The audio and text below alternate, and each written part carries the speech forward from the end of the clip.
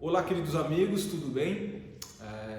Nós estamos em uma série especial chamada Parábolas de Jesus. É um prazer hoje nós estudarmos o último tema dessa série. Teríamos muitas outras parábolas para estudar. Nós já estudamos sobre o fariseu e o publicano, o bom samaritano, o filho pródigo, e hoje nós vamos estudar mais uma, o joio e o trigo.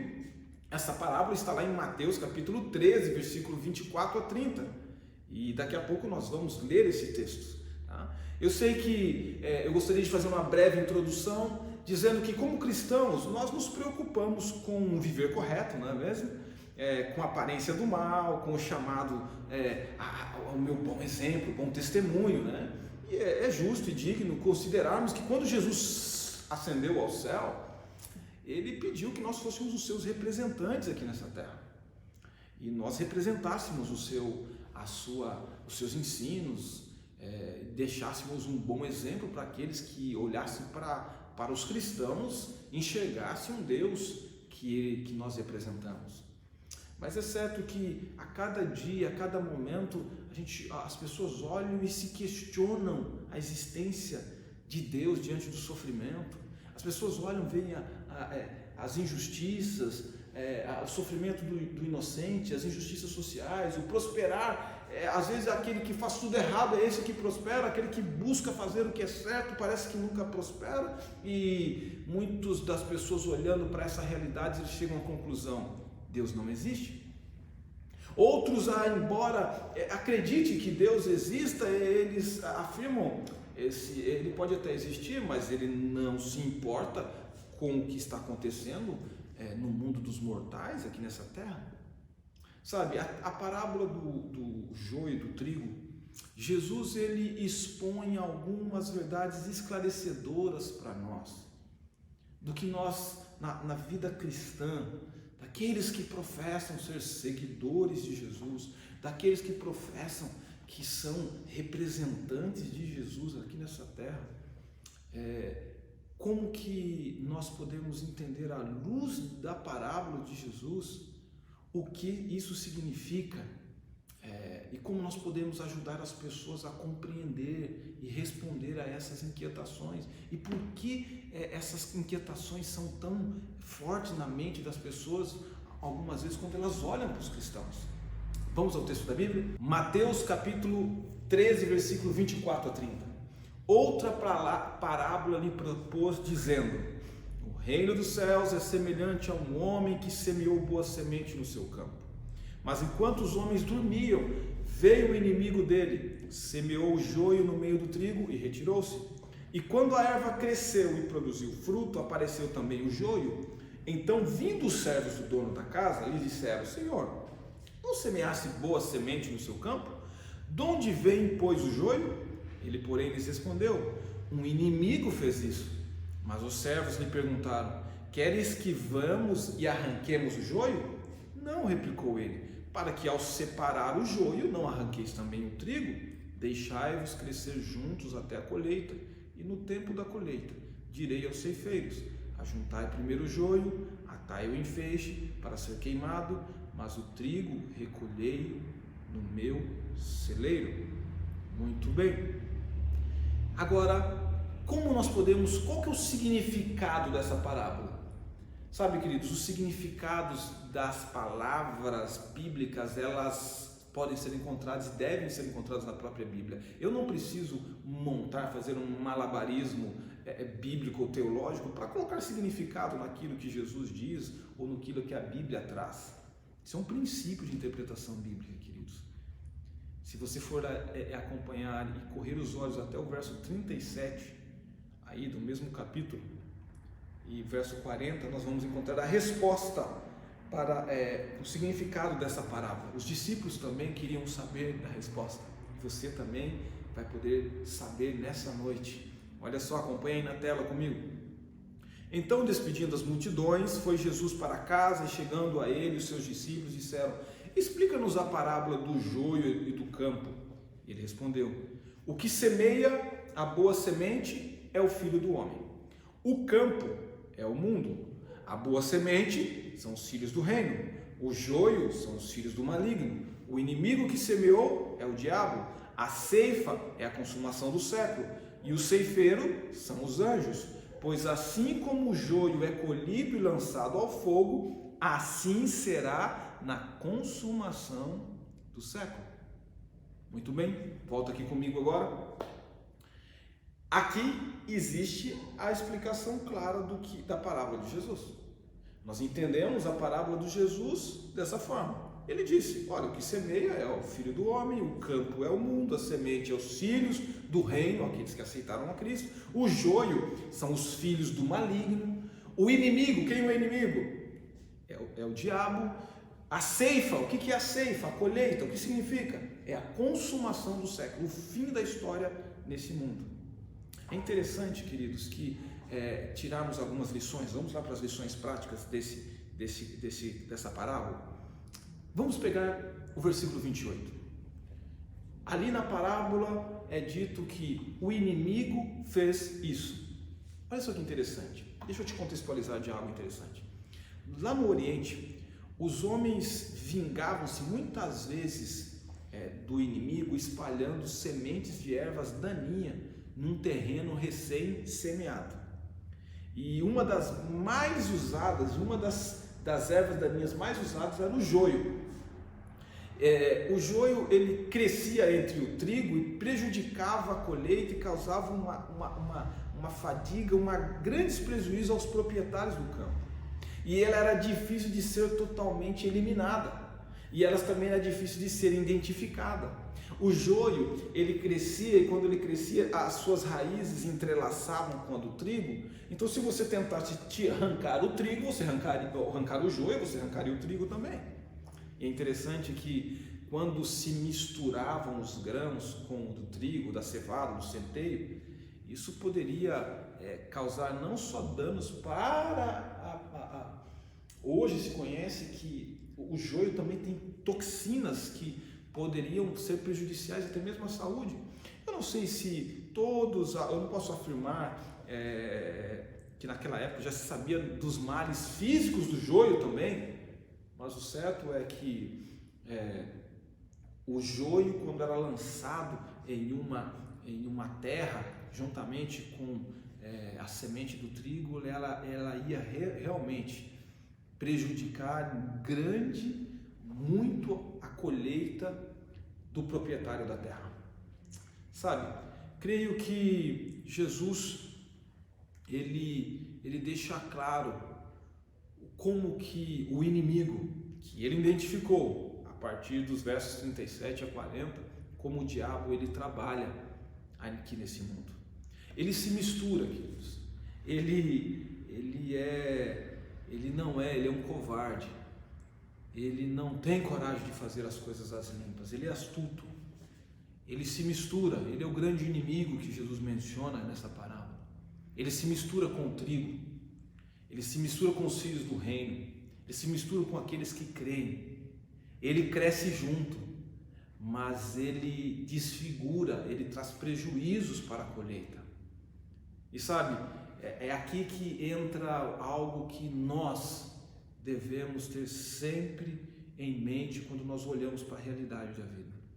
Muitas vezes as pessoas olham para todo o mal, toda a miséria, toda a mentira, toda a doença, toda a morte, e nós podemos acrescentar a essa lista de tristezas do mundo, que é fruto do pecado, o autor de tudo isso. A resposta, quem é o autor de tudo isso? As pessoas muitas vezes quando olham tudo isso, olham para o céu e dizem, esse Deus que não se importa. Mas nessa parábola nós temos a resposta. Quem fez isso? Quem faz isso? O inimigo fez isso. Evidentemente, queridos, é certo que alguns sofrem não apenas por herança literal do pecado, pela genética herdada, mas também pelas escolhas que fazemos. Infelizmente, quando nós escolhemos mal, tomamos más decisões, nós também sofremos consequências disso. Mas em última instância, o mal, o sofrimento por essência, ela vem do inimigo de Deus, o diabo. E sempre foi intuito de Satanás desfigurar, distorcer a imagem, o conceito de Deus entre os homens. E ele tem conseguido fazer isso. Satanás, ele se infiltra muitas vezes com a carcaça ou com o disfarce de cristãos em meio aos cristãos e desfigura o cristianismo, se semeando no meio daqueles que se dizem cristãos, para que aquele que olha diz assim: esse daí são os cristãos? Esse daí é o crente?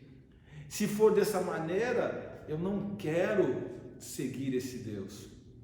Queridos, é interessante que, se nós considerarmos a parábola, o joio, quando Jesus, a afirmação de Jesus que os joios são os filhos do maligno, entendemos que nós estamos em uma guerra que existe dois lados: filhos do reino e filhos do maligno.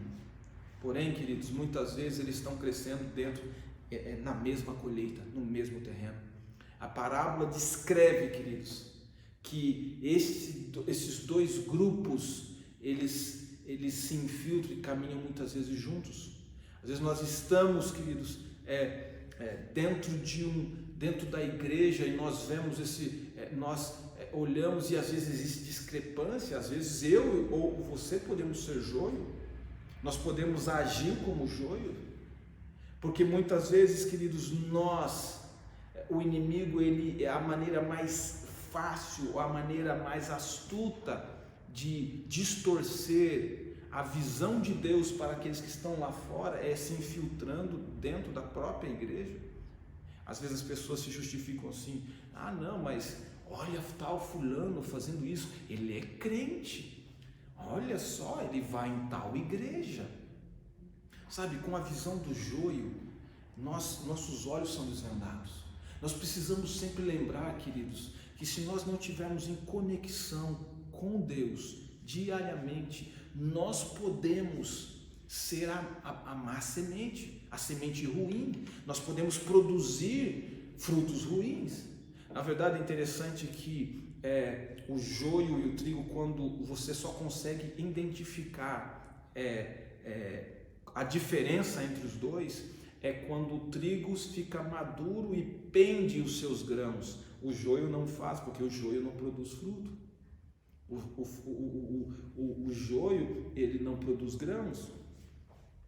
É certo, queridos, que nós devemos estar atentos a isso. Nós podemos cometer o erro de julgar as pessoas e olhar para as pessoas e dizer assim: ah, esse daí, se for para ser assim eu não quero, se for para seguir um Deus, e olha só a vida dessas pessoas. Nós temos que lembrar que o inimigo é astuto, ele quer que nós fixemos o olhar muitas vezes no joio e desfiguremos e esqueçamos quem é Deus. Mas o próprio Jesus disse: ei, preste atenção nisso, preste atenção para que vocês não sejam enganados. Muitas vezes nós na nosso intuito, às vezes, de fazer o que é correto, nós queremos, então vamos arrancar tudo que é joio do meio da igreja, da comunidade dos crentes, vamos identificar quem são os joios, vamos eliminar para que fiquemos só em meio ao trigo. Mas não se esqueça das palavras de Jesus. Lembra lá na parábola, os servos chegaram ao proprietário assim: então vamos arrancar o joio. Vamos arrancar o joio. Ele disse: se você for arrancar o joio, na tentativa de arrancar o joio, você vai arrancar o trigo também. Sabe, queridos, nós facilmente podemos cometer erros quando nós julgamos as pessoas, ou tentamos identificar as pessoas da nossa própria ótica, porque nós julgamos segundo a aparência. Só Deus pode ver o coração, só Deus pode ver as intenções. Sabe, queridos, é nos ensinado nessa parábola que Deus, ele nos lembra que nossa forma de julgar e condenar aos outros, ela muitas vezes, ou todas as vezes, ela é falha. E nós deveríamos desconfiar de nosso próprio eu. O fato de nós estarmos buscando conhecer mais a Deus, conhecer mais a vontade de Deus, estarmos na igreja, não prova somente, ou as pessoas que estão em busca disso, não prova que elas são verdadeiros cristãos. O cristianismo, ele se evidencia, queridos, numa busca diária de conhecer a Bíblia, de orar, de rotinas espirituais ou de hábitos espirituais. Sim, que ele é fortalecido quando nós buscamos conhecer mais a Cristo e buscamos viver mais esse Evangelho. Sabe, queridos, hoje eu gostaria que lembrar você que a única maneira de nós evidenciarmos o caráter de Cristo nessa terra, se nós estivermos firmados nele. A história bíblica da igreja, dos dias de Cristo até os dias de hoje, sempre vai existir o joio e o trigo. Sempre vai existir, sempre existiu. Vá para a Bíblia e olhe os membros da comunidade dos crentes dos dias da Bíblia. Ananias e Safira falharam. Simão, o mago que foi batizado, falhou. Demas, que abandonou Paulo, era considerado crente. Judas Iscariotes era discípulo de Jesus, o traiu. Sabe, nós não podemos esquecer quem é Deus. Mateus capítulo 5, versículo 45 diz: esse Deus, ele faz nascer sol sobre maus e bons, vir chuva sobre justos e injustos. Isso que diz a Bíblia. Enquanto o dia da ceifa não chega, é permitido que o joio crescer entre o trigo e gozar dos mesmos privilégios do sol e da chuva. O joio é semelhante ao trigo, enquanto suas hastes estão verdes. Mas quando o fruto aparece, as hastes se vergam por estarem cheias e em nada são parecidos. Então serão manifestos aqueles que realmente se conectaram com a igreja, que realmente podem se dizer, esses foram cristãos. Queridos, entenda que a religião nada pesa na balança. Dizer que é religioso não faz peso na balança. O caráter é que decide o destino eterno das pessoas. É caráter. O que está em jogo é caráter. Muitos se professam ser religiosos, cristãos, mas o caráter, os atos, os frutos não combinam com a sua declaração de fé.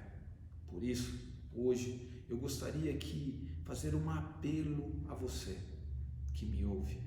O apelo é um apelo bíblico, que está lá em 1 João, capítulo 2, versículo 6, que diz assim: aquele que diz estar nele, também deve andar como ele andou. Sabe, enquanto nós estivermos nesse mundo, nós vamos ver enganos, mentiras, nós vamos ver erros, falhas de pessoas, de cristãos, mas nós nunca podemos esquecer da parábola do joio e do trigo. Às vezes, eu convido e eu falo para você que está estudando a Bíblia, que está buscando conhecer mais a Cristo, e você está decidindo, eu vou seguir, eu vou procurar a igreja, eu vou buscar conhecer mais a igreja adventista do sétimo dia, eu quero entender mais por que eles valorizam tanto a Bíblia, por que eles ensinam disso, mas você pode encontrar também, você vai encontrar com o joio. Mas não se esqueça que o único que pode eliminar todas essas incoerências, algumas vezes, dentro da seara de Deus, dentro da plantação, que nós podemos usar essa figura dentro da parábola, que simboliza aqueles que professam ser seguidores de Cristo, existe joio também. Mas nós precisamos estar certos de quem nós somos, do que nós estamos buscando, a nossa identidade. Hoje você tem que decidir se você, em busca de um cristianismo, será joio ou será trigo. Nós podemos enganar a todos que nos cercam, até mesmo aqueles mais próximos de nós, mas nós não podemos enganar a Deus. Chegará o tempo do acerto de contas, e aí sim, Ele é o único que pode julgar e medir quem é joio e quem é trigo. Por isso que hoje eu convido você a conhecer mais dos frutos daqueles que produzem, que são trigo. O que Deus espera que o trigo produza?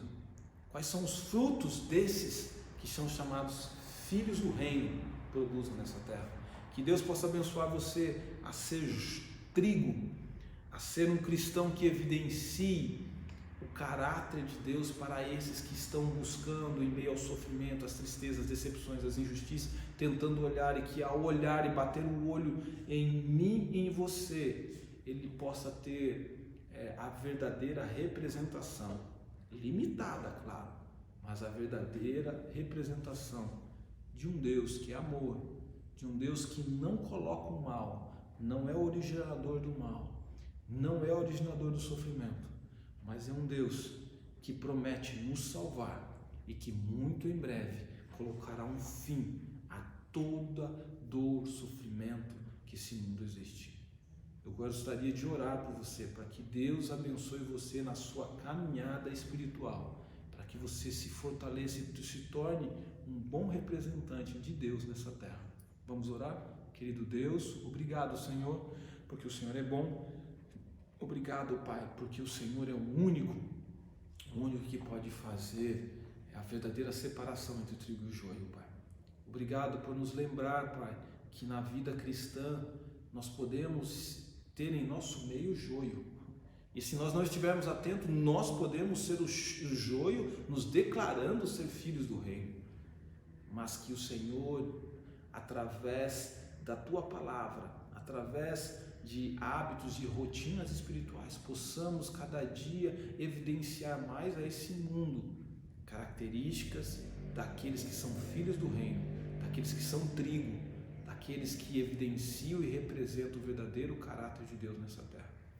Que o Senhor nos abençoe mais e mais em sermos verdadeiros cristãos nesse mundo, em nome de Jesus, amém. Eu gostaria de convidar você a continuar seguindo o nosso canal e continuar estudando a Bíblia conosco.